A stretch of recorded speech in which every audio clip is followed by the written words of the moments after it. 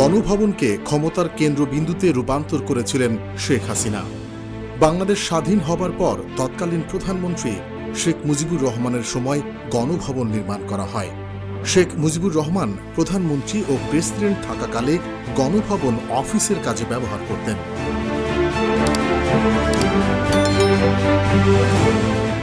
এরশাদ ক্ষমতায় থাকার সময় ১৯৮৫ সালে গণভবন সংস্কার করে সেটিকে রাষ্ট্রীয় অতিথি ভবন করতোয়া নামকরণ করা হয়।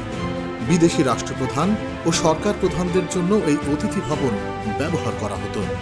কিন্তু ১৯৯৬ সালে নির্বাচনে জয়লাভের পর সেটির নামকরণ করা হয় আবারও গণভবন নামে। প্রধানমন্ত্রী হয়ে শেখ হাসিনা গণভবনে বসবাস শুরু করেন। ২০০১ সালে শেখ হাসিনা গণভবন ছেড়ে যাবার পর কয়েক বছর সেটি আর ব্যবহৃত হতে দেখা যায়নি। এরপর ২০০৯ সালে আওয়ামী লীগ ক্ষমতায় আসার ১৪ মাস পরে গণভবন সংস্কার শেষে ২০১০ সালের মার্চ মাসে শেখ হাসিনা সেখানে বসবাস শুরু করেন। বিশেষ করে ২০১৮ সালের বিতর্কিত নির্বাচনের পর তেজগাঁও এলাকায় অবস্থিত প্রধানমন্ত্রীর কার্যালয়ে তিনি খুব একটা অফিস করেননি। গণভবনে বসেই তিনি সরকারি কাজ এবং দলীয় বিভিন্ন সভা করেছেন। এভাবেই ফ্যাসিস্ট সরকারের ক্ষমতার কেন্দ্রবিন্দু হয়ে ওঠে গণভবন। শেখ হাসিনা ছাড়া আর কোনো রাষ্ট্রপ্রধান এখানে অবস্থান করেননি কখনো।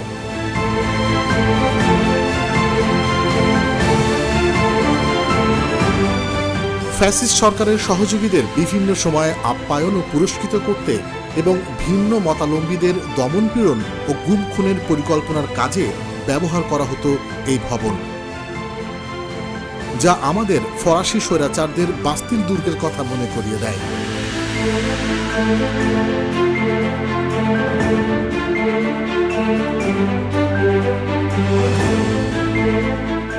কোটা আন্দোলনের উত্তাল দিনগুলোতে এই দুর্গ থেকেই নিহত ছাত্রদের জন্য প্রহসনের মায়াকান্না দেখানো হয়।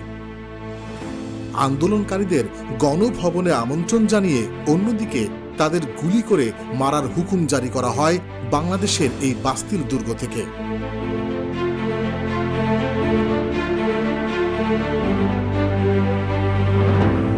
আন্দোলন যখন তুঙ্গে, চারপাশে যখন এক দফার দাবিতে মুখর ছাত্র জনতা, তখনও দলীয় নেতাকর্মীদের সাথে নিয়ে গণভবন থেকে ছাত্র জনতাকে রাজাকার, জামাত শিবির ও দুষ্কৃতকারী আখ্যা দিয়ে আন্দোলন দমাতে মরণ কামড় দেওয়ার প্রস্তুতি নেওয়া হয়।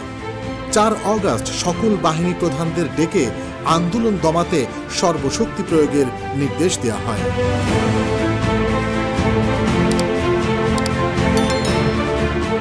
৫ অগস্ট সকালে ফ্যাসিস্টরা বাংলাদেশের বাস্তিল থেকে নির্বিচারে গুলি করে লাশের বিনিময় হলেও জনতাকে রুখে দেবার নির্দেশ দেয়।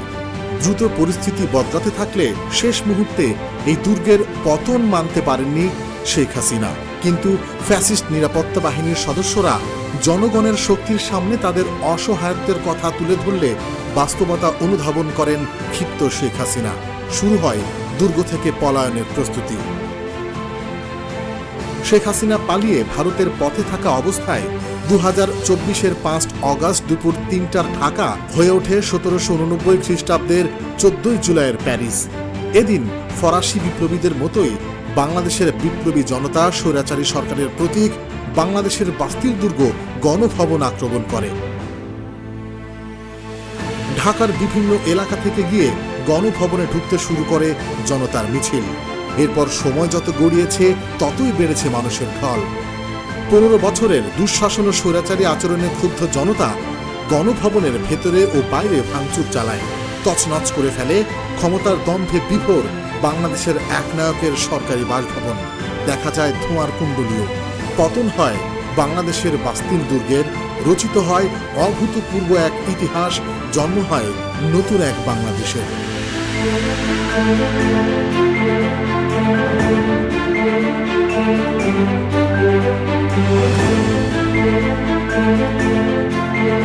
Thank you.